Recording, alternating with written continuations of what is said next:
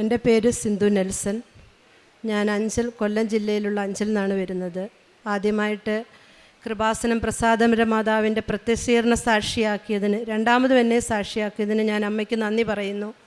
ഇനിയുള്ള ജീവിതം ഈശോയെ മഹത്വപ്പെടുത്തണ അനുവദിക്കണമേ എന്ന് ഞാൻ ഈശോയോട് പ്രാർത്ഥിക്കുന്നു. 2019 ഞങ്ങളിവിടെ ഉടമ്പടി എടുക്കുന്ന സമയത്ത് ഞങ്ങൾക്ക് കൃപാസനത്തെപ്പറ്റി ആരും പറഞ്ഞു തന്നിട്ടില്ല. ഞങ്ങളുടെ നാട്ടിൽ കൃപാസനത്തെപ്പറ്റി അധികം ആരും അറിഞ്ഞിട്ടുമില്ല. എനിക്കൊരു കൃപാസനം പത്രം കിട്ടിയിട്ടുമില്ല. 2019 എനിക്ക് യൂട്യൂബോ വാട്സപ്പോ ഒന്നും ഇല്ലാത്ത ആളായിരുന്നു.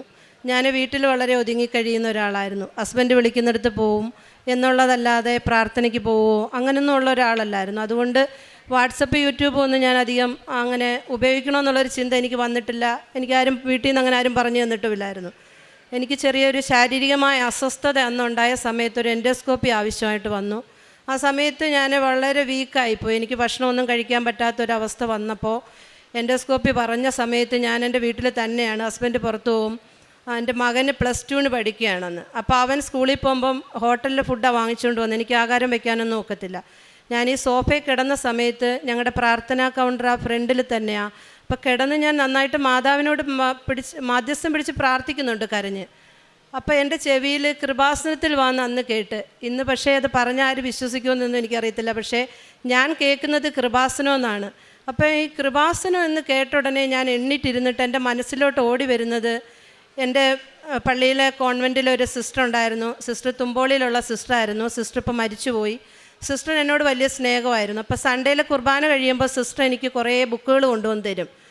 കുറേ ചോക്ലേറ്റും തരും, കുറേ ബുക്കുകളും തരും. പക്ഷേ ഞാൻ പറഞ്ഞില്ല, എനിക്ക് അന്ന് അത്രയും വലിയ പ്രാർത്ഥനകളൊന്നും ഇല്ലാത്തതുകൊണ്ട് ഈ ബുക്കുകളൊക്കെ ഞാൻ കൊണ്ടുവന്ന് കബോർഡിനകത്ത് വെക്കും. അപ്പോൾ എൻ്റെ മനസ്സിനകത്ത് സിസ്റ്റർ എൻ്റെ കയ്യിൽ എന്തോ ഒരു പേപ്പർ മടക്കി തന്നതുപോലെ ഒരു ഓർമ്മ വന്ന് ഞാൻ പോയി കബോർഡ് തുറന്ന് നോക്കിയപ്പം ഒരു കീറിയ കൃപാസനം പത്രമാണെന്ന് സിസ്റ്റർ എനിക്ക് തന്നത്. സിസ്റ്റർ തന്നിട്ടത് കൃപാസനം പത്രമാണെന്നോ ഒന്നും പറഞ്ഞിരുന്നില്ല. ഞാനത് എടുത്ത് നോക്കിയപ്പം യൂട്യൂബിൻ്റെ എല്ലാം അതിൻ്റെ അടിയിൽ കൊടുത്തിട്ടുണ്ട്. ഉടമ്പടിയെപ്പറ്റി വായിച്ചു. പിന്നെ ഞാൻ യൂട്യൂബ് ഞാൻ തന്നെ സബ്സ്ക്രൈബ് ചെയ്തു. ആ യൂട്യൂബിൽ നിന്ന് പ്രത്യക്ഷീകരണ പ്രാർത്ഥനയും ഈവനിങ്ങിലെ പ്രാർത്ഥനയൊക്കെ എടുത്ത് ഞാൻ പ്രാർത്ഥിച്ചിട്ട് ഹസ്ബൻഡിനോട് പറഞ്ഞ്, എന്നെ ഈ കൃപാസനം എന്ന് പറയുന്ന സ്ഥലത്ത് കൊണ്ടുപോയി ഉടമ്പടി എടുത്തിട്ട് എൻഡോസ്കോപ്പിക്ക് കൊണ്ടുപോകുമെന്ന് ചോദിച്ചപ്പോൾ പറഞ്ഞു, ഇല്ല, നമുക്ക് ആദ്യം എൻഡോസ്കോപ്പിക്ക് പോകാം, പിന്നെ ഞാൻ നിന്നെ അവിടെ കൊണ്ടുപോകാമെന്ന് പറഞ്ഞു. ഈ പ്രത്യക്ഷീകരണ പ്രാർത്ഥന ഞാനൊരു 3-4 ദിവസം ചൊല്ലി ഹസ്ബൻഡിന് മനസ്സുണ്ടാകണേ എന്ന് പ്രാർത്ഥിച്ചു. 2 ദിവസം കഴിഞ്ഞപ്പോൾ എന്നോട് പറഞ്ഞു, നമുക്ക് ഉടമ്പടി എടുക്കാമെന്ന് പറഞ്ഞു. ഞങ്ങളിവിടെ വന്ന് 3 പേരുമായിട്ട് വന്നു, ഉടമ്പടി എടുത്തു. ഞാൻ അപ്പോൾ കിംസിലാണ് എനിക്ക് ആദ്യം എൻഡോസ്കോപ്പി പറഞ്ഞത്. പക്ഷേ ഈ ഉടമ്പടി എടുത്തതിന് ശേഷം ഹസ്ബൻഡ് പറഞ്ഞ് ആസ്റ്റർ മെഡിസിറ്റിയിലോട്ട് പോകാമെന്ന് പറഞ്ഞു. അപ്പോൾ ഞാൻ പറഞ്ഞു, മാതാവേ, നിന്നെ കണ്ടിട്ട് പോകാനാണ് തീരുമാനമെന്ന് വെച്ചു. ഞങ്ങൾ ആസ്റ്ററിൽ പോയപ്പം ഇവിടെ വന്ന് പ്രാർത്ഥിച്ചിട്ടാണ് പോയത്. എൻ്റെ എൻഡോസ്കോപ്പിയിൽ അങ്ങനെ ക്യാൻസറിൻ്റെ ഒരു അംശമോ അങ്ങനെയൊന്നും ഉണ്ടായിരുന്നില്ല. ചെറിയൊരു മരുന്നിൽ അതങ്ങ് മാറി. അതിന് ശേഷം പിന്നെ ഞങ്ങൾ ഉടമ്പടി എന്ന് പറയുന്നത് ഞങ്ങൾ നിയോഗത്തിന് വേണ്ടിയിട്ടല്ല പുതുക്കുന്നത്. ഞങ്ങൾ മറ്റുള്ളവരെ ഉടമ്പടി എടുപ്പിക്കാനും മറ്റുള്ളവരെ സഹായിക്കാനും എങ്ങനെ പ്രാർത്ഥനയിലോട്ട് മുന്നോട്ട് വരണമെന്നുള്ള ഇതിലോട്ട് അങ്ങ് മാറിപ്പോയി. ഒരു നിയോഗവും ഞങ്ങൾ എഴുതിയിട്ടില്ല. പിന്നെ അങ്ങനെ അതിനുശേഷം എനിക്ക് സാക്ഷ്യങ്ങളുണ്ടായിട്ടുണ്ട്. ഇത് 2ാമത്തെ സാക്ഷ്യമാണ്. ഉടമ്പടിയിൽ ഇങ്ങനെ മുന്നോട്ട് ഈ കാരുണ്യപ്രവൃത്തിയിലൊക്കെ മുന്നോട്ട് പോകുന്ന സമയത്ത് എനിക്ക് ഡിസംബറിൽ എൻ്റെ വയറിലൊരു വേദന വന്നു. വയറിൽ വേദന വന്ന സമയത്ത് എനിക്ക് കുനിയാനും നൂരാനും ഒന്നും പറ്റാത്തൊരു വേദന. ഞാനത് വീട്ടിൽ പറയും. അന്നേരം ഹസ്ബൻഡും ഭയങ്കര അസ്വസ്ഥമായിരുന്നു. ഇതെന്തോ ഇങ്ങനൊരു വേദനയെന്ന് പറഞ്ഞ് ഞങ്ങളൊരു ഡോക്ടറെ കാണാൻ പോയപ്പോൾ സ്കാൻ ചെയ്തപ്പോൾ അതിനകത്ത് അപ്പൻഡിസൈറ്റിസിൻ്റെ ഇതുണ്ടെന്ന് പറഞ്ഞു. അപ്പോൾ അത് സർജറി ചെയ്തല്ലേ പറ്റുള്ളൂ അപ്പൻഡിസൈറ്റിസ് ആണെങ്കിൽ. അങ്ങനെ ഞങ്ങളൊരു ഗ്യാസ്ട്രോ സർജനെ കാണാൻ പോകുമ്പം ഈ പോകുന്നതിന് മുമ്പ് ഞങ്ങൾ തൈലം തൊട്ട് പ്രാർത്ഥിച്ചിട്ടാണ് പോയത്. അവിടെ ചെന്നപ്പോൾ ഡോക്ടർ പറഞ്ഞ്, ഇതെന്തിനാണ് നിങ്ങളിവിടെ വന്നത്, ഇതിനകത്തൊന്നുമില്ല എന്ന് പറഞ്ഞ് ഞങ്ങളെ തിരിച്ചയച്ചു. പക്ഷെ ഞാൻ വീട്ടിൽ വന്നിട്ട് എൻ്റെ വേദന മാറിയില്ല. എനിക്ക് അതേ വേദന അങ്ങനെ നിന്നപ്പോൾ എൻ്റെ സഹോദരൻ 1 വർഷമായി മരിച്ചു പോയിട്ട് ലിവർ ക്യാൻസറായിട്ടാണ് മരിച്ചത്. അപ്പൻ്റെ അനിയനും അങ്ങനെ തന്നെയാണ് മരിച്ചത്. അപ്പോൾ അവനെ ചികിത്സിച്ച അതേ ഗ്യാസ്ട്രോയിലെ ഡോക്ടറെ അടുത്ത് എന്നെ ഹസ്ബൻഡ് കൊണ്ടുപോയി. ചെന്നപ്പോൾ ഡോക്ടർ എന്നോട് പറഞ്ഞു, 2002 മുതൽ എനിക്ക് സ്കാൻ ചെയ്യുന്നുണ്ട്. ആ സ്കാനിങ്ങിൽ എനിക്ക് ഫാറ്റി ലിവറാണ്, ഫസ്റ്റ് ഗ്രേഡ് ഫാറ്റി ലിവറാണ്. അത് ഈ ഡിസംബർ വരെ ചെയ്ത സ്കാനിങ്ങിൽ ഫാറ്റി ലിവറാണ്. അപ്പോൾ ഡോക്ടർ പറഞ്ഞു, പിന്നെ ബ്രദർ ഇങ്ങനെ മരിച്ചതുകൊണ്ടും ബ്രദറിന് ഫാറ്റി ലിവർ സിറോസിസ് ട്യൂമറായിട്ടാണ് വന്നത്. അപ്പം നിനക്ക് സിറോസിസ് ആയി കാണും, അതുകൊണ്ട് ഒരു ഫൈബ്രോ സ്കാൻ ചെയ്യണം. അത് കഴിഞ്ഞിട്ട് നമുക്ക് സിറോസിസ് ആയെങ്കിൽ അതിൻ്റെ ട്രീറ്റ്മെൻറ്റ് സ്റ്റാർട്ട് ചെയ്യാമെന്ന് പറഞ്ഞു. അപ്പോൾ എൻ്റെ ബ്രദറിനെ അറിയാവുന്നതുകൊണ്ട് ഡോക്ടർക്ക് എന്നോട് വലിയ സ്നേഹമായിരുന്നു. ഞാൻ എണ്ണിട്ടപ്പോൾ ഡോക്ടറിൻ്റെ തോളെ പിടിച്ചിട്ട് പറഞ്ഞു, നീ വിഷമിക്കേണ്ട, സിറോസിസ് ആണെങ്കിൽ ഞാൻ നിനക്ക് ഡയറ്റൊക്കെ തരാം കേട്ടോ എന്ന് പറഞ്ഞു. ഞാൻ വീട്ടിൽ വന്നിട്ട് എൻ്റെ ഈശോയുടെയും ഈ കൃപാസന അമ്മയുടെ വലിയ ഫോട്ടോ ഞങ്ങളുടെ വീട്ടിലുണ്ട്. അമ്മയ്ക്കായിട്ട് ഒരുക്കിയിരിക്കുന്ന ഭവനമാണത്. ഞങ്ങൾ എപ്പോഴും പ്രാർത്ഥന എല്ലാവരെയും വിളിച്ചിട്ട്. അപ്പം ഞാൻ പറഞ്ഞ്, മാതാവേ, എൻ്റെ ബ്രദറിന് ഇങ്ങനെ തന്നെയാണ് പോയത്, വീട്ടിലും ചില ആൾക്കാർക്ക് അങ്ങനെ ബന്ധുക്കളും അങ്ങനെ ഉണ്ടായിരുന്നു, എനിക്കിങ്ങനെ ഒരു അസുഖം തരരുതേ, ഒരസുഖം തരരുതേ എന്ന് ഞാൻ പ്രാർത്ഥിക്കുന്നില്ല. അങ്ങനെയല്ലല്ലോ ഈശോയെ നമ്മൾ സ്നേഹിക്കേണ്ടത്. പക്ഷേ ഈ ഒരു അസുഖം വന്നാൽ ഡയറ്റ് വലിയ പാടാണ്, എനിക്കറിയാം. ഞാൻ ഈ കൃപാസനത്തിൻ്റെ പ്രേക്ഷിതമായിട്ട് നിൽക്കുന്നതുകൊണ്ട് ഒരുപാട് രോഗികളെ വിസിറ്റ് ചെയ്യും. അപ്പം ഇങ്ങനെയുള്ള രോഗികളുണ്ട്, എനിക്ക് അവരുടെയൊക്കെ വേദന കാണുമ്പോൾ വലിയ വിഷമോ. അപ്പോൾ ആ ഡയറ്റൊന്നും ചിലപ്പോൾ എന്നെക്കൊണ്ട് പൂർത്തിയാക്കാനും നോക്കത്തില്ല. എവിടെയെങ്കിലും പോയാൽ ആ ഡയറ്റൊന്നും നമുക്ക് പറ്റത്തില്ല. എനിക്ക് ഈ ഡയറ്റ് പറ്റത്തില്ല. പിന്നെ അതുകൊണ്ട് എന്നെ ഈ സിറോസിസ് ഒന്നും ആവരുത്, അതിലോട്ട് എന്നെ കൊണ്ടുപോകരുതെന്ന് പറഞ്ഞ്. അങ്ങനെ ഞങ്ങൾക്ക് ഏകദേശം ഒരു 8 ദിവസം ഉണ്ടായിരുന്നു ആ ഫൈബ്രോ സ്കാനിൻ്റെ ഡേറ്റിന്. അത്രയും ദിവസവും ഞാൻ രാവിലെയും വൈകിട്ടും ഈ ഉടമ്പടി തൈലം കുരിശ് വരച്ചിട്ട് ഞാൻ ഇങ്ങനെ തന്നെ പ്രാർത്ഥിച്ചുകൊണ്ടിരുന്നു. എൻ്റെ ഹസ്ബൻഡും പ്രാർത്ഥിക്കുന്നുണ്ട്. ഹസ്ബൻഡ് എല്ലാ മാസവും 18 വീട്ടിൽ പ്രേക്ഷിതം ചെയ്യുന്ന ഒരാളാണ്. പത്രം കൊടുത്ത്, പത്രവും ഉപ്പും എല്ലാം കൊണ്ടുപോയി അവരെ ഇവിടെ കൊണ്ടുവരണമെങ്കിൽ ഉടനെ എനിക്ക് കോൺടാക്റ്റ് ചെയ്ത് തരും അവരുടെ നമ്പരൊക്കെ. ഞങ്ങൾ ഫൈബ്രോ സ്കാനിങ്ങിന് പോയി. എന്നെ ഫൈബ്രോ സ്കാനിന് വിളിക്കുന്നതിന് മുമ്പേ ഞങ്ങൾ ഈ ഉടമ്പടി തൈലവും ഉടമ്പടി കാശുരൂപവും കൈ വെച്ചിരുന്നു. ഡോക്ടർ എന്നെ സ്കാനിങ്ങിന് വിളിക്കുമ്പോൾ ഞാൻ അത്രയും പേര് അവിടെ ഇരിപ്പുണ്ട് മെട്രോയിൽ. അവരുടെ മുമ്പിൽ ഇരുന്ന് തന്നെ ഞാൻ എൻ്റെ ഉടുപ്പ് പൊക്കിയിട്ട് ലിവറിൻ്റെ സൈഡിൽ ഉടമ്പടി തൈലം എടുത്ത് കുരിശ് വരച്ചിട്ട് ഈ കാശുരൂപം എൻ്റെ ഇന്നറിനകത്ത് വെച്ചു. അപ്പോൾ എനിക്ക് പേടിയുണ്ട് അവരെ എടുക്കാൻ പറയുമെന്ന്. ഞാൻ മാതാവിനോട് പറഞ്ഞു, മാതാവ് ഇത് എടുക്കരുത്, എൻ്റെ ലിവറല്ല അമ്മയുടെ ലിവർ വേണം പരിശോധനയ്ക്ക് കൊടുക്കാനെന്ന് പറഞ്ഞു. പരിശോധന എല്ലാം കഴിഞ്ഞ് അരമണിക്കൂർ കഴിഞ്ഞ് ഞങ്ങൾക്ക് റിസൾട്ട് വന്നപ്പോൾ എൻ്റെ ഈ 2002 മുതലുള്ള ഫാറ്റി ലിവർ എന്ന് പറയുന്ന അതുപോലും എനിക്കില്ല, സിറോസിസ് ഇല്ല. എൻ്റെ ലിവർ നല്ല പൂർണ്ണമായിട്ടും ആരോഗ്യമായിട്ടിരിക്കുവാണ്. അതിനോടൊപ്പം തന്നെ എനിക്ക് ഒരു സാക്ഷ്യം കൂടെ അതിൽ മാതാവ് ഈശോയും തരാനുള്ളൊരു സാക്ഷ്യമായിരുന്നു. ഞാനിവിടെ വരുന്നതിന് മുമ്പ് തന്നെ എനിക്ക് കിഡ്നി സ്റ്റോൺ എന്ന് പറയുന്ന അസുഖമുണ്ട്. കാരണം എൻ്റെ മകൻ ജനിച്ചപ്പോൾ അവൻ പല്ലോട് കൂടിയാണ് ജനിച്ചത്. അപ്പോൾ എനിക്ക് കാൽസ്യത്തിൻ്റെ എന്തോ ഒരു പ്രോബ്ലം ഉണ്ടെന്ന് എനിക്കറിയാം. എല്ലാ 10 മാസം കൂടുമ്പോഴും എനിക്ക് സ്റ്റോണിൻ്റെ പെയിൻ വന്നിട്ട് ഞങ്ങളുടെ നാട്ടിലുള്ള സെൻറ്റ് ജോസഫ് മിഷൻ ഹോസ്പിറ്റലിലെ കാഷ്വാലിറ്റിയിലാവും ഒരു ദിവസം. ഞാൻ ആ കാഷ്വാലിറ്റിയിലാവുന്ന സമയത്ത് തീവ്രമായ വേദനയാണ്. പക്ഷേ എനിക്ക് ഈ ഉടമ്പടി എടുത്തതിന് ശേഷം എനിക്ക് ആ വേദന സഹിക്കാനൊക്കെ ഉള്ള കഴിവ് ഈശോയമ്മയും തന്നിട്ടുണ്ട്. ഞാനത് ഉടമ്പടി കാശുരൂപം തന്നെ അപ്പോഴും കൈ വെച്ചേക്കുന്നത്. പക്ഷേ എന്നാലും നമ്മൾ രാത്രി അവിടെ കിടക്കണം, അവർ ട്രിപ്പ് ഇടും.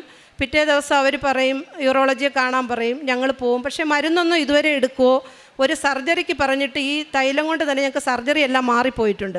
എന്നാലും 9 വർഷമായിട്ട് ഈ 10 മാസം കൂടുമ്പോൾ എനിക്കിങ്ങനെ സ്കാൻ ചെയ്യുമ്പോഴും ഇതുള്ളപ്പോഴും എൻ്റെ മനസ്സിലൊരു വേദന ഉണ്ടായിരുന്നു. ഞാൻ ജനുവരിയിൽ ഒരു കുട്ടികളില്ലാത്തൊരു ദമ്പതികളെ ഇവിടെ അച്ഛനെ കാണിക്കാനായിട്ട് കൊണ്ടുവന്നു. അവരച്ഛനെ കാണാൻ കയറിയ സമയത്ത് ഞാൻ ആ ആരാധനാ ചാപ്പലിൻ്റെ മുമ്പിൽ നിൽക്കുക. അപ്പം ഞാൻ അവരെ നോക്കിക്കൊണ്ട് നിന്ന സമയത്ത് ഞാൻ പെട്ടെന്ന് എൻ്റെ അന്നേരം എനിക്ക് കിഡ്നിയുടെ സൈഡ് ഇടയ്ക്കിടയ്ക്ക് വേദന, എപ്പോഴും വേദനയാണ്, കഴച്ചൊരു വേദനയാണ് അത്.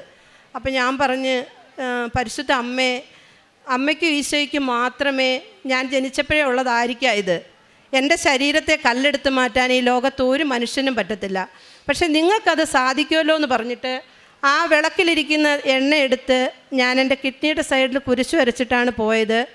ഞാൻ ഈ ഫൈബ്രോ സ്കാനിങ് ചെയ്യുന്ന സമയത്ത് അതിൽ റിസൾട്ട് വന്നേക്കുന്നത് എൻ്റെ 2 കിഡ്നിയിലും ഒരു സ്റ്റോണും ഇല്ല. 9 വർഷമായിട്ട് 10 മാസം സ്കാൻ ചെയ്യുമ്പോൾ 3 mm 4 mm ഇങ്ങനെ സ്റ്റോണുണ്ട്. അതിൻ്റെ വേദനയുണ്ട്, കാരണം നമ്മൾ വേദനയങ്ങ് സഹിച്ചു പോവുക. അതെൻ്റെ 2ാമത്തെ സാക്ഷ്യമായിരുന്നു അങ്ങനെ കിട്ടിയത്.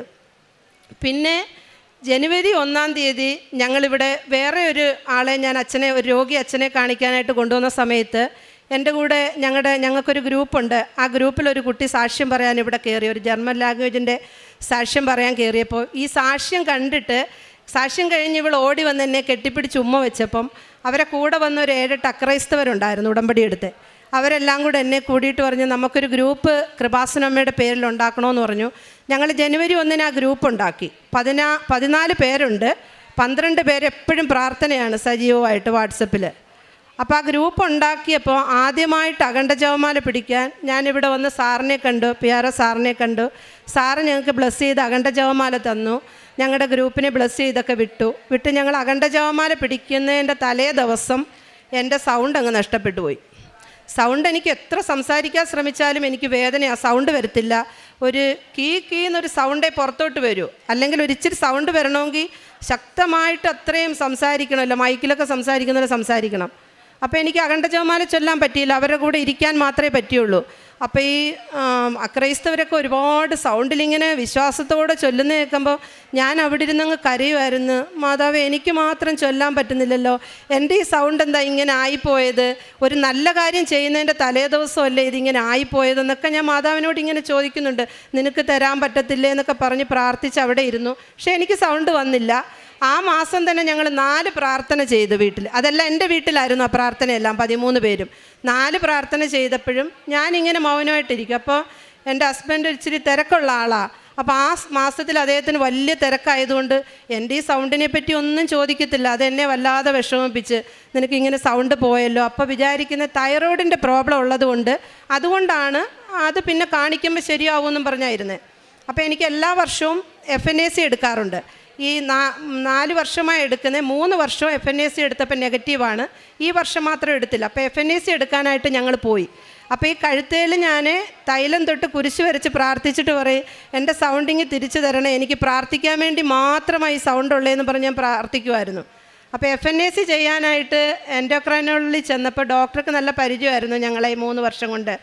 ഡോക്ടർ പറഞ്ഞ്, സിന്ധുവിന് എന്തോ വിഷമം ഉണ്ടല്ലോ എന്ന് പറഞ്ഞപ്പോൾ ഹസ്ബൻഡ് പറഞ്ഞ്, ആ സിന്ധുവിന് ഇപ്പോൾ എപ്പോഴും കംപ്ലൈൻറ്റാണ് ഡോക്ടറെ, സൗണ്ട് ഇല്ല എന്ന് പറഞ്ഞ് കംപ്ലൈൻറ്റാന്ന് പറഞ്ഞു. അപ്പം ഞാൻ പറഞ്ഞു, ഡോക്ടറെ കംപ്ലൈൻ്റ് അല്ല, എൻ്റെ സൗണ്ട് ജനുവരി 1 പോയതാണ്. അപ്പോൾ ഡോക്ടർ നോക്കിയപ്പോൾ സൗണ്ട് ഇല്ല. അപ്പോൾ ഡോക്ടർ ഉടനെ അവിടെ തന്നെ ENTയിൽ എൻഡോസ്കോപ്പിക്ക് തന്ന്. എൻഡോസ്കോപ്പി ചെയ്തപ്പം 2 തടുപ്പുണ്ട്, അതുകൊണ്ടാണ് സൗണ്ട് പോയത്. അത് ചിലർക്ക് വന്നില്ല എന്നുണ്ടെങ്കിൽ ആ 2 തടുപ്പും സർജറി ചെയ്യണം. സർജറി ചെയ്ത് കഴിഞ്ഞാലും ചിലർക്ക് പിന്നെയും സൗണ്ട് പോവാറുണ്ട്. ഒരുപാട് സംസാരിക്കുകയും ഇങ്ങനെ ആ സൗണ്ട് എടുക്കുന്നവർക്കൊക്കെ ഇങ്ങനെ പോവാറുണ്ടെന്ന് പറഞ്ഞു. ഉടനെ ഹസ്ബൻഡ് എന്നോട് പറഞ്ഞ്, നീ ഇനി ഗ്രൂപ്പിൽ അങ്ങനെ സൗണ്ട് എടുത്ത് പ്രാർത്ഥിക്കുകയൊന്നും വേണ്ട, അതുകൊണ്ടാണ് നിൻ്റെ സൗണ്ട് പോയത്, നീ പെതുക്കെ പ്രാർത്ഥിക്കാൻ എന്ന് ഞാൻ നിന്നോട് പറഞ്ഞാൽ കേൾക്കത്തില്ലെന്ന് പറഞ്ഞാൽ എന്നെ വഴക്ക് പറയുമ്പോൾ ഞാൻ മാതാവിൻ്റെ മുഖത്തോട്ട് നോക്കിയിട്ട് പറഞ്ഞു, മാതാവേ, പ്രാർത്ഥിക്കുന്നെങ്കിൽ എനിക്ക് സൗണ്ട് വെച്ച് പ്രാർത്ഥിക്കാതെ പറ്റത്തില്ല, മൗനമായിട്ടിരുന്ന് പ്രാർത്ഥിക്കാൻ. അത് ഏതെങ്കിലും ആരാധന ചാപ്പലിൽ ഇരിക്കുമ്പോൾ മാത്രമേ എനിക്കങ്ങനെ പറ്റൂ. അല്ലാതെ എൻ്റെ അമ്മയോട് എനിക്ക് പറയുമ്പോൾ അത് എൻ്റെ ഹൃദയത്തിൽ നിന്ന് പുറത്തോട്ട് വന്നേ എനിക്ക് പറയാൻ പറ്റത്തുള്ളൂ എന്ന് കരഞ്ഞ് ഞാൻ പ്രാർത്ഥിച്ചു. അവർ 800 രൂപയുടെ ടാബ്ലറ്റ് തന്നിട്ട് ഡോക്ടർ പറഞ്ഞ്, ഈ ടാബ്ലറ്റ് കഴിക്കുമെന്ന് പറഞ്ഞ്. ഞങ്ങൾ വീട്ടിൽ വന്നപ്പോൾ ഞങ്ങളുടെ ഗ്രൂപ്പിലുള്ള 13 പേരെ ഞാൻ വാട്സപ്പിൽ കോളിൽ വിളിച്ചിട്ട് പറഞ്ഞ്, നമ്മൾ ഇത്രയും പേര്, ഞങ്ങൾ 14 ഉടമ്പടിക്കാരാണ്, അത് അത്രയും പ്രേക്ഷിതം ചെയ്ത് ഉടമ്പടി എങ്ങനെയാണെന്ന് അറിഞ്ഞ് പോകുന്നവരാണ് അവരോട് പറഞ്ഞു, ഞാൻ മരുന്നെടുത്തില്ല, ഈ സൗണ്ട് വരത്തില്ല എന്നുണ്ടേ വേണ്ട, കൃപാസനത്തിൻ്റെ അൾത്താരയിൽ നിന്ന് എനിക്ക് സൗണ്ട് തിരിച്ചു തരാമെങ്കിൽ തന്നാൽ മതിയെന്ന് പറഞ്ഞ്. ഞാൻ ആ മരുന്നെടുത്തില്ല, തൈലം മാത്രം തൊട്ട് പ്രാർത്ഥിച്ച്. പിന്നെ അവർ പ്രാർത്ഥനയ്ക്ക് വരുമ്പോൾ അത്രയും ഉടമ്പടിക്കാരും അവർ ഓടി വന്ന് എൻ്റെ കഴുത്തേൽ അവർ ഉടമ്പടി തൈലം എടുത്തുകൊണ്ട് വന്ന് അവർ കുരിശ് വരച്ച് പ്രാർത്ഥിച്ചിട്ടാണ് പോകുന്നത്. അപ്പോൾ ഹസ്ബൻഡ് ഇടയ്ക്ക് എൻ്റെ അടുത്ത് ചോദിച്ച്, നീ എന്താ മരുന്നെടുക്കാത്തേ?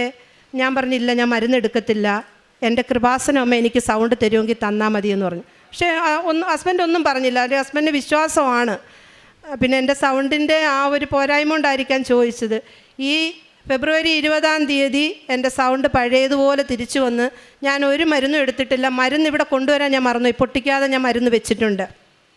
ഇത്രയും അമ്മ എന്നെ ഇങ്ങനെയൊരു അനുഗ്രഹത്തിന് വേണ്ടിയിട്ടല്ല ഞങ്ങൾ കൃപാസന അമ്മയെ സ്നേഹിക്കുന്നത്, മറ്റുള്ളവരെ കൊണ്ടുവരാനും പിന്നെ ഉടമ്പടി എടുക്കാൻ മുടങ്ങിക്കിടക്കുന്നവരുണ്ട്, അങ്ങനെ കൊണ്ടുവരാനും ഒക്കെ ഞങ്ങൾ ഉടമ്പടി എടുത്തത്. ഹസ്ബൻഡ് ഞാനും കൂടെ ഒരുമിച്ചാണ് പ്രേക്ഷിതം ചെയ്യുന്നത്. ഞങ്ങൾക്ക് ഒരുപാട് പരിഹാസമുണ്ട്.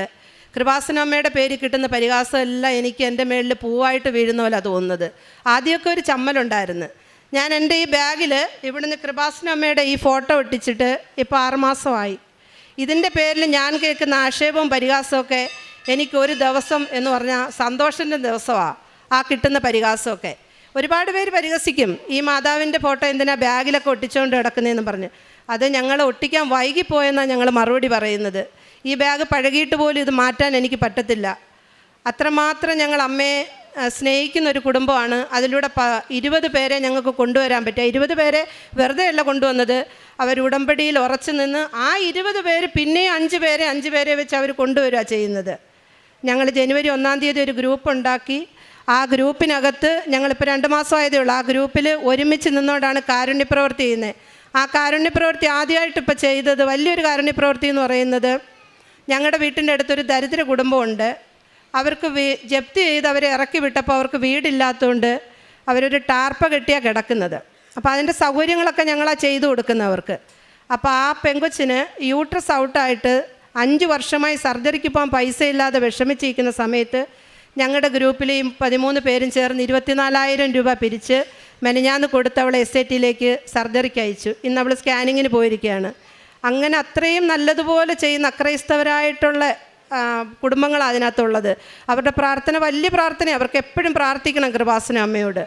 പിന്നെ ഞങ്ങളുടെ പ്രേക്ഷിതം എന്ന് പറയുന്നത്, ഞങ്ങൾ ഉടമ്പടി എടുത്ത സമയത്ത് എല്ലാവരെയും പോലെ കാരുണ്യപ്രവൃത്തി, അച്ഛൻ പറയുന്നുണ്ടല്ലോ കാരുണ്യപ്രവൃത്തി ചെയ്തില്ലെങ്കിൽ ഉടമ്പടി പൂർത്തിയാവത്തില്ല എന്ന് വെച്ചുകൊണ്ട് ഞങ്ങൾ അങ്ങനെ കാരുണ്യപ്രവൃത്തി ചെയ്യുമായിരുന്നു. പേരിനും വേണ്ടി ഒരു കുടുംബത്തെ സഹായിക്കും. പിന്നെ ഞങ്ങൾ 2019, 2025 ആയപ്പോഴത്തേക്ക് ഞങ്ങളുടെ കാരുണ്യപ്രവൃത്തി എന്ന് പറയുന്നത്, ഞങ്ങൾ രോഗികളെ സന്ദർശിച്ച രോഗികളെ ഞാൻ ഹോസ്പിറ്റലിൽ കൊണ്ടുപോകും. ആ കൊണ്ടുപോയ രോഗിയുടെ വീട്ടിൽ തന്നെ നിരന്തരം സന്ദർശിക്കുക, അവർക്ക് വേണ്ടുന്ന എല്ലാ സഹായവും ഞാൻ ചെയ്തു കൊടുക്കും. ഭക്ഷണമില്ല എന്നറിയുന്നിടത്ത് ഭക്ഷണം കൊണ്ടു കൊടുക്കും. വസ്ത്രമില്ലാത്ത ഒരുപാട് പേരുണ്ട്, അവർക്ക് ഞങ്ങൾ വസ്ത്രം കൊണ്ടുവന്ന് കൊടുക്കുകയും ഹോസ്പിറ്റലിൽ കൂടെ പോവുകയും, വായിക്കാൻ അറിയാത്തവരുണ്ട്, അതെല്ലാം വായിച്ചെടുത്ത് എല്ലാ ടെസ്റ്റുകളും ഞാൻ തന്നെ ചെയ്തു കൊടുക്കുകയൊക്കെ ചെയ്യും.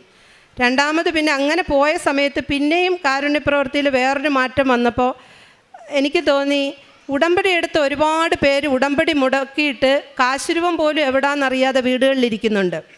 ഞാൻ അവരുടെ എല്ലാം വീടുകളിൽ പോയി അവരെ വിളിച്ച് ഇവിടെ കൊണ്ടുവന്നു. ആദ്യം അവർക്ക് അവരുടെ വീട്ടിൽ വെച്ചൊരു ക്ലാസ് കൊടുത്തു. അതിനുശേഷം ഇവിടെ കൊണ്ടുവന്ന് ഉടമ്പടി പുതുക്കി കാരുണ്യപ്രവൃത്തിയിലേക്ക് കൊണ്ടുപോയി. ഞാൻ പോയ മിക്ക ഭവനങ്ങളിലും 3-4 പുതുക്കിയവരുണ്ടായിരുന്നു. പക്ഷേ കാരുണ്യപ്രവൃത്തി ചെയ്തിട്ടുണ്ടോ എന്ന് ചോദിച്ചപ്പോൾ ഒന്നുമില്ല എന്ന് പറഞ്ഞു. അവരെല്ലാം ഇന്ന് എൻ്റെ ഗ്രൂപ്പിനകത്തുണ്ട്. അവരാണ് മുന്നിട്ട് കാരുണ്യപ്രവൃത്തിക്ക് ഇപ്പം നിൽക്കുന്നത്. അങ്ങനെയായിരുന്നു ഞങ്ങൾ രണ്ടാമത് പ്രേക്ഷിതം ചെയ്തത്. മൂന്നാമത്തെ ഈ പ്രേക്ഷിതമായിട്ട് ഉള്ളതായിരുന്നു ഈ ഗ്രൂപ്പ് ഞാൻ ഉണ്ടാക്കി അക്രൈസ്തവരെ കൂടുതൽ പേരെ ഇതിലേക്ക് കൊണ്ടുവരികയും എനിക്കറിയാവുന്ന ഞാൻ പഠിച്ച പ്രാർത്ഥനകളെല്ലാം ഞാൻ അവരെ പഠിപ്പിച്ചു. 10 പേരോളം പേരെ ജപമാല പഠിപ്പിച്ചു, എങ്ങനെ ചൊല്ലണ്ടേന്നെല്ലാം പഠിപ്പിച്ചു. കുരിശിൻ്റെ വഴി ഈ സമയത്ത് അവർക്ക് അറിയത്തില്ലായിരുന്നു, അതെല്ലാം ചെയ്തു. ഞാൻ ലാറ്റിനാണ്, ഞങ്ങളുടെ പള്ളികളിലേക്ക് അവരെ കൊണ്ടുപോയി സിസ്റ്റേഴ്സുമായിട്ട് ബന്ധപ്പെടുത്തി. പിന്നെ ഞങ്ങളിവിടെ ഈ പ്രേക്ഷിതം എവിടെ ഉടമ്പടി മുടങ്ങിക്കിടക്കുന്നവരുണ്ടോ അവിടെ പോവും. പിന്നെ എന്നെ വിളിക്കും, മറ്റുള്ളവർ നമ്പർ കൊടുത്തിട്ട് എന്നെ വിളിച്ചിട്ട് പറയും ഉടമ്പടി എടുക്കാൻ ഇങ്ങനൊരു കൊച്ചിനെ വിളിച്ചാൽ മതി എന്ന് പറയുമ്പോൾ ഞാൻ ആ വീട്ടിലേക്ക് എത്ര ദൂരെ ആയാലും പോകും. എൻ്റെ ഹസ്ബൻഡ് എത്ര ദൂരെ ആയാലും എന്നെ വിടും അതിന്. അവിടെ പോവും, അവരുമായിട്ട് സംസാരിക്കും. പക്ഷേ പത്രം പ്രേക്ഷിതം ചെയ്യാമെന്നുള്ള ഉറപ്പുണ്ടെങ്കിൽ മാത്രമേ ഞാൻ അവരെ ഉടമ്പടി എടുപ്പിക്കത്തുള്ളൂ. ആദ്യ സമയത്തൊക്കെ ഞാൻ എല്ലാവരെയും ഉടമ്പടി എടുപ്പിക്കുമായിരുന്നു. ഇപ്പം പത്രം പ്രേക്ഷിതം ചെയ്യാമെങ്കിൽ മാത്രമേ ഞാൻ ഉടമ്പടി എടുപ്പിക്കത്തുള്ളൂ. അങ്ങനെ അവരുമായിട്ട് ഇവിടെ ഞാൻ തന്നെ അവർക്ക് വണ്ടിക്കൂലി കൊടുത്ത് ഞാനിവിടെ കൊണ്ടുവരും. പിന്നെ ഞങ്ങളുടെ നാട്ടിൽ കുറച്ച് പേര് സാമ്പത്തികമായിട്ട് ഈ എല്ലാ മാസവും ഇവിടെ വരാൻ ബുദ്ധിമുട്ടുള്ളവരുണ്ടെന്ന് മനസ്സിലാക്കി അവരുമായിട്ട് അടുത്ത് അവരെ വീട്ടിൽ പോയി ഞാൻ ഇരിക്കും, ഈ പത്രമായിട്ട് അവിടെ പോയി ഇരിക്കും. അപ്പോൾ അവർക്ക് എല്ലാ മാസവും പത്രം വാങ്ങിച്ച് പ്രേക്ഷിതം ചെയ്യാൻ അവർക്ക് ഭയങ്കര ആഗ്രഹമാണ്. പക്ഷേ പത്രം വാങ്ങിക്കാനോ ഇവിടെ വരാനോ ഉള്ള സാമ്പത്തികം ഇല്ലാത്തതുകൊണ്ട് ഞാൻ ഹസ്ബൻഡ് ഇവിടെ വന്ന് ഞങ്ങൾ 2 കെട്ട് പത്രം വെച്ച് അവർക്കെല്ലാം വാങ്ങിച്ചുകൊണ്ട് കൊടുക്കും. അപ്പോൾ അവർ പ്രേക്ഷിതം ചെയ്യാനായിട്ട് പോകും. എൻ്റെ നാട്ടിലിപ്പോൾ എനിക്ക് പ്രേക്ഷിതം ചെയ്യാൻ പറ്റത്തില്ല, കാരണം ഞാൻ അത്രയും പേരെ കൊണ്ടുവന്ന് അവരെല്ലാം പ്രേക്ഷിതം ചെയ്യുന്നതുകൊണ്ട് ഞങ്ങൾക്ക് വേറെയുള്ള സ്ഥലങ്ങളിലേ പോകാൻ പറ്റൂ. പക്ഷേ ഞങ്ങൾ ഇന്നുവരെ എടുത്ത ഉടമ്പടിയിൽ ഞങ്ങൾ ബസ് സ്റ്റാൻഡിലോ റെയിൽവേ സ്റ്റേഷനിലോ ഒന്നും പത്രം പ്രേക്ഷിതം ചെയ്തിട്ടില്ല, ഹോസ്പിറ്റലിൽ ചെയ്തിട്ടില്ല. കാരണം ഞങ്ങളുടെ നാട്ടിലെ ഹോസ്പിറ്റലിൽ ചെല്ലുമ്പോൾ അവിടുത്തെ OP-യിൽ കസേരയിൽ പത്രം കൂട്ടി വെച്ചിരിക്കുക, അതുകൊണ്ട് ഞങ്ങൾ ചെയ്യത്തില്ല. ഞങ്ങളെല്ലാ വീടുകളും കയറി ഇറങ്ങിയിട്ട് ആ വീട്ടിൽ ഞാൻ 10 മിനിറ്റ് ഇരിക്കും, കൃപാസനത്തെ പറ്റി സംസാരിക്കും, ഉടമ്പടി എന്താണെന്ന് സംസാരിക്കും, യൂട്യൂബിനകത്തുള്ള പ്രധാനപ്പെട്ട സാക്ഷ്യങ്ങൾ അവരെ കേൾപ്പിക്കും. അപ്പോൾ അവിടെ കുറച്ച് നേരം ഇരിക്കുമ്പം അവരുടെ മനസ്സിൽ നിന്ന് വരും അവർക്ക് ഉടമ്പടി എടുക്കാൻ ആഗ്രഹം ഉണ്ടായിരുന്നു, പക്ഷേ കൊണ്ടുപോകാൻ ആരും ഇല്ലായിരുന്നു എന്നുള്ളത്. അങ്ങനെ അവരെ ഇവിടെ കൊണ്ടുവരും. അതാണിപ്പം ഈ പ്രേക്ഷിതമാണ് ഞങ്ങൾ ചെയ്യുന്നത്. എല്ലാത്തിനും മാതാവിനും ഈശോയ്ക്കും ഞാൻ നന്ദി പറയുന്നു. എൻ്റെ ഇനിയുള്ള ജീവിതം ഈശോയും അമ്മയും മഹത്വപ്പെടുത്താനുള്ളതായിരിക്കണമെന്നാണ് ഞങ്ങളുടെ പ്രാർത്ഥന. സങ്കീർത്തനം 27:8 എൻ്റെ മുഖം തേടുവിൻ എന്ന് അവിടുന്ന് കൽപ്പിച്ചു. കർത്താവെ, അങ്ങയുടെ മുഖം ഞാൻ തേടുന്നുവെന്ന് എൻ്റെ ഹൃദയം അങ്ങയോട് മന്ത്രിക്കുന്നു. അങ്ങയുടെ മുഖം എന്നിൽ നിന്ന് മറച്ചു വയ്ക്കരുതേ.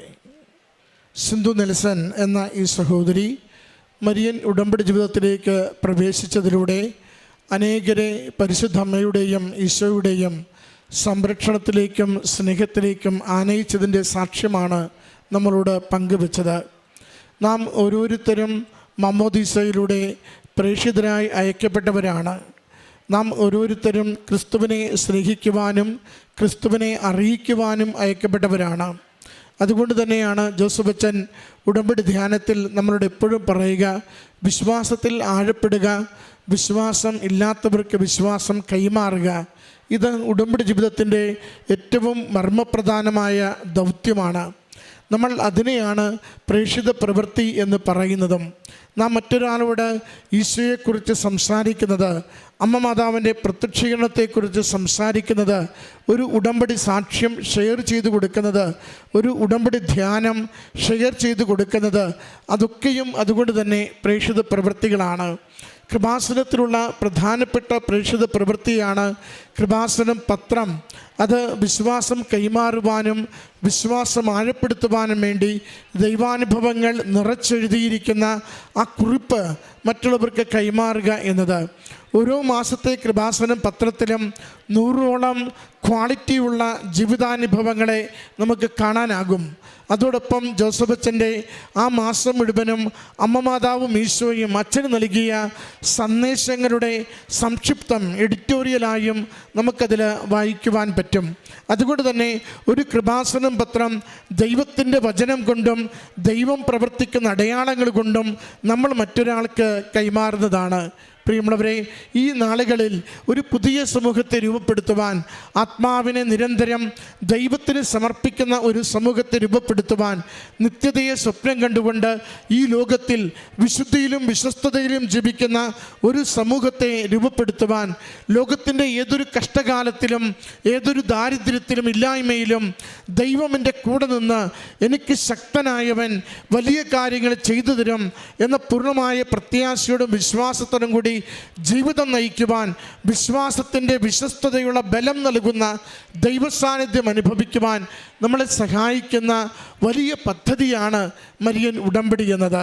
അതുകൊണ്ട് നാം ഒരു മരിയൻ ഉടമ്പടി എടുക്കുന്നു എന്നതിൻ്റെ അർത്ഥം ദൈവത്തിൽ ശരണപ്പെടുന്നു, ദൈവശക്തിയിൽ വിശ്വസിക്കുന്നു, മറ്റാർക്കും നൽകുവാനാവാത്ത അനുഗ്രഹം ദൈവകൃപയാൽ അമ്മയുടെ പ്രത്യക്ഷീകരണത്തിൻ്റെ സഹായത്താൽ നമുക്ക് ദൈവം അനുവദിച്ചു തരികയും നാം അത് അനുഭവിക്കുകയും ചെയ്യുമെന്ന് പ്രത്യാശയുടെ ലോകത്തോട് പറയുകയാണ്. സഹോദരി സൂചിപ്പിച്ചു, അക്രൈസ്തവ സഹോദരങ്ങൾക്കിടയിൽ ശക്തമായ പ്രേക്ഷിത പ്രവർത്തനത്തിന് പരിശുദ്ധാത്മാവ് നയിക്കുകയും അനേകരെ അതിലൂടെ അമ്മ മാതാവിൻ്റെ തിരുനടയിലേക്ക് എത്തിക്കുവാനും അവരുടെ ജീവിതങ്ങൾക്ക് വിശ്വാസം കൈമാറുവാൻ, ജീവിത വിഷയങ്ങൾക്ക് പരിഹാരം കൊടുക്കുവാൻ ഉടമ്പടിയിലൂടെ സാധിക്കുന്നുവെന്ന്. ഉടമ്പടി ജീവിതം അത് ദൈവത്തോടുള്ള വിശ്വസ്ത ബന്ധത്തിൻ്റെ ജീവിതമാണ്. ഉടമ്പടി ജീവിതം സഹോദരൻ്റെ ഇല്ലായ്മകളെ കണ്ടറിഞ്ഞുകൊണ്ട് കാരുണ്യത്തോടെ സ്നേഹത്തോടു കൂടി ദൈവത്തിൻ്റെ ഉപകരണങ്ങളായി പ്രവർത്തിക്കുവാൻ നമ്മളെ ശക്തിപ്പെടുത്തുന്ന ജീവിതക്രമമാണ്. ഉടമ്പടി ജീവിതം ദൈവത്തെ അറിയിക്കുവാനും പങ്കുവയ്ക്കുവാനും നമ്മളെ നിരന്തരം പ്രചോദിപ്പിക്കുകയും ദൈവത്തിൻ്റെ പ്രേക്ഷിതരായി ലോകത്തിന് നിലനിൽക്കുവാൻ നമ്മളെ സഹായിക്കുകയും ചെയ്യുന്ന ജീവിത ദൈവിക പദ്ധതിയാണ്. അതുകൊണ്ട് ഉടമ്പടി ജീവിതത്തിലൂടെ നാം മുന്നേറുമ്പോൾ ദൈവത്തിന് സ്വന്തമായി തീരുന്നു, മനുഷ്യർക്ക് സഹോദരങ്ങളായിത്തീരുന്നു. നമ്മുടെ തന്നെ ആത്മാവിന് എന്നും നിത്യതയിലേക്ക് യാത്ര ചെയ്യുവാൻ പറ്റും വിധം വിശുദ്ധിയോടെ സൂക്ഷിക്കുവാൻ സാധിക്കുകയും ചെയ്യുന്നു. അതിൻ്റെ സാക്ഷ്യാനുഭവങ്ങളാണ് ഈ സഹോദരി ഈ അൾത്താരയിൽ പങ്കുവച്ചത്. ഈ കുടുംബത്തിന് ലഭിച്ച എല്ലാ ആത്മീയ ബോധ്യങ്ങൾക്കും ദൈവാനുഭവങ്ങൾക്കും അമ്മ മാതാവിനും തിരുക്കുമാരനും നന്ദി പറഞ്ഞുകൊണ്ട് കരങ്ങളടിച്ച് ഈ സാക്ഷ്യം നമുക്ക് സമർപ്പിക്കാം. അത്യപൂർവ ദൈവാനുഭവങ്ങൾ ഇനി നിങ്ങൾക്കും സ്വന്തം. ഈ യൂട്യൂബ് ചാനൽ ഇതുവരെ സബ്സ്ക്രൈബ് ചെയ്തിട്ടില്ലെങ്കിൽ ഇപ്പോൾ തന്നെ സബ്സ്ക്രൈബ് ചെയ്യുക. ഈ വീഡിയോ ഇപ്പോൾ തന്നെ നിങ്ങളുടെ സുഹൃത്തുക്കൾക്ക് ഷെയർ ചെയ്തുകൊണ്ട് കർത്താവിൻ്റെ പ്രേക്ഷിതരാകുക.